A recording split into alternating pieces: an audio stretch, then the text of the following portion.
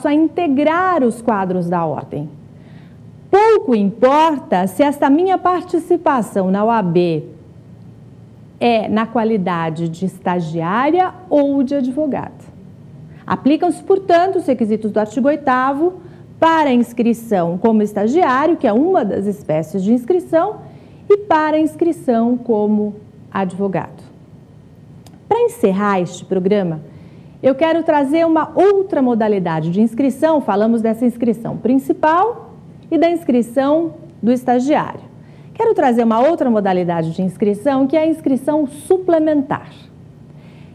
Esta inscrição suplementar, como o próprio nome diz, suplemento, ela só é permitida para aquele que já tem uma inscrição, para o advogado inscrito.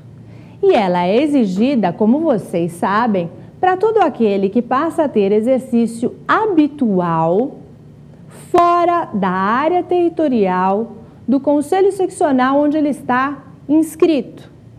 Então, esta área territorial, que é o Estado membro e o Distrito Federal, é a área onde eu tenho a minha atuação livre, a minha liberdade de atuação sem nenhum limite de causas.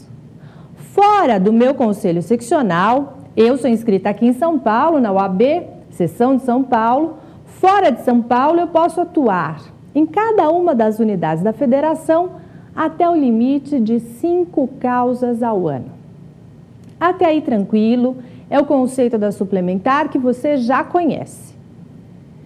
No entanto, pessoal, o que a gente tem que lembrar é que a cada ano, os casos remanescentes, os casos dos anos anteriores, que não terminaram, têm que ser trazidos para a contagem no ano seguinte, para efeito de necessidade ou dispensa da inscrição suplementar. Dou exemplo. Imagina que fora de São Paulo, já falei que sou inscrita aqui na OAB de São Paulo, eu tenho 4 processos em andamento na Bahia, no ano de 2010. Quantos processos eu posso ter no ano de 2011, que já está terminando, não é? Ou no ano de 2012, como é que eu considero essa conta para evitar o exercício irregular da atividade profissional? Eu vou ter que observar se estes 4 processos no ano de 2010 já terminaram ou não. Se não findaram, eu tenho que trazer estes processos para o ano seguinte e assim sucessivamente. Portanto, a minha resposta correta numa questão de exame de ordem é, no ano seguinte, se nenhum dos 4 processos terminou, eu posso ter mais um dentro do meu limite de 5 causas ao ano.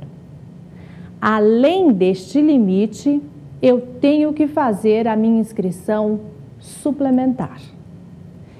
A inscrição suplementar é feita perante o Conselho Seccional daquela unidade da federação onde eu estou atuando, fora do local da minha inscrição, devendo o advogado assumir o pagamento da contribuição obrigatória também neste Conselho Seccional.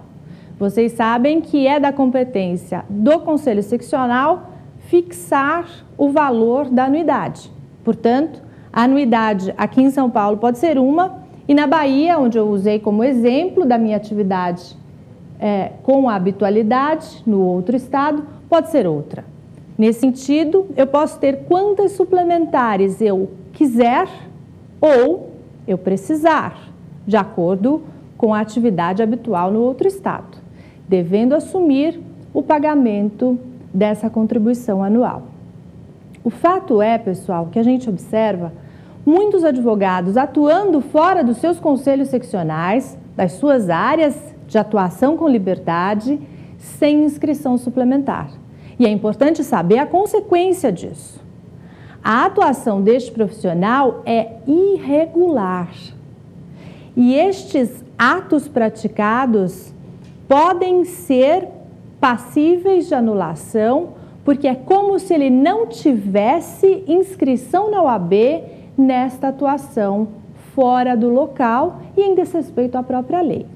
Então, na sua atuação profissional, logo depois da sua aprovação no exame, observa se o ex-adverso tem inscrição no seu estado.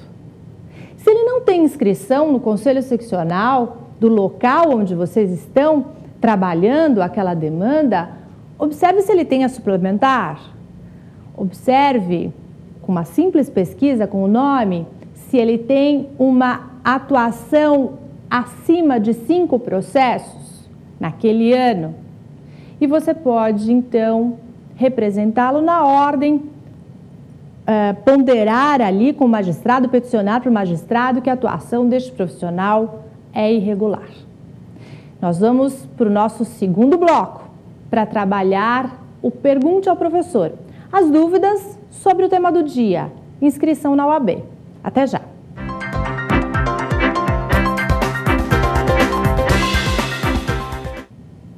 Vamos lá para o nosso segundo bloco. Agora, no Pergunte ao Professor, vamos ver quais são as dúvidas sobre esse tema do dia, inscrição na UAB. Vamos para a nossa primeira pergunta. Professora, se o candidato à inscrição ele responde aos crimes de homicídio e receptação, ele pode ter a sua inscrição negada? Poxa vida, hein? Esse candidato à inscrição está com problema. Ele responde aos crimes de homicídio e receptação. E o nosso aluno pergunta, ele pode ter a inscrição negada? E aí eu volto a pergunta para vocês que assistiram o nosso primeiro bloco, tema do dia. Será que os crimes de homicídio e receptação podem ser considerados crimes infamantes? E aí, se você assistiu o primeiro bloco, você prestou atenção que o parágrafo 4º fala: não é idôneo aquele que tiver sido condenado por crime infamante. A prática de crime, pessoal, ela vai afetar o atendimento ao requisito do inciso 6º do artigo 8º, idoneidade moral.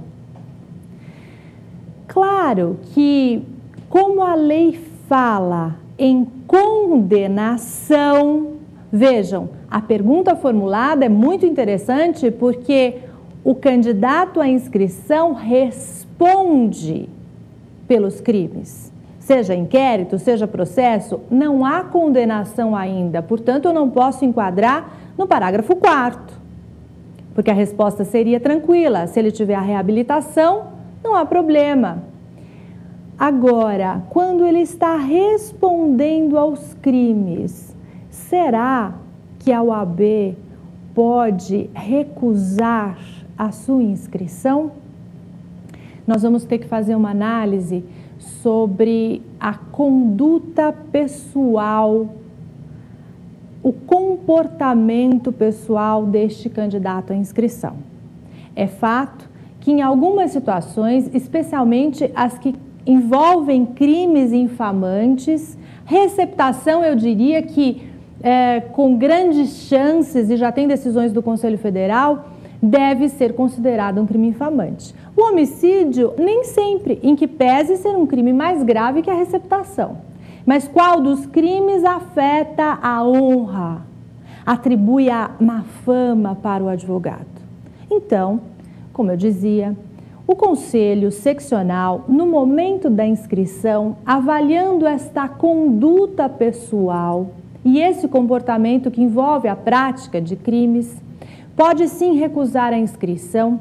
Isso será avaliado num procedimento separado pelo próprio Conselho, para que esse profissional possa até, esse futuro profissional, possa até dar as explicações necessárias em relação aos processos que está respondendo, especialmente naqueles casos de grande repercussão na mídia.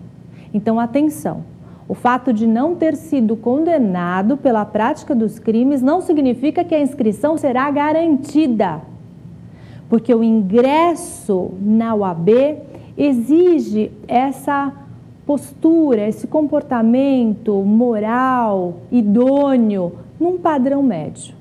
Ok? Respondi a questão, vamos ver a próxima pergunta do nosso Pergunte ao Professor. Professora Laura Di, o Conselho Seccional pode recusar o pedido de transferência do advogado?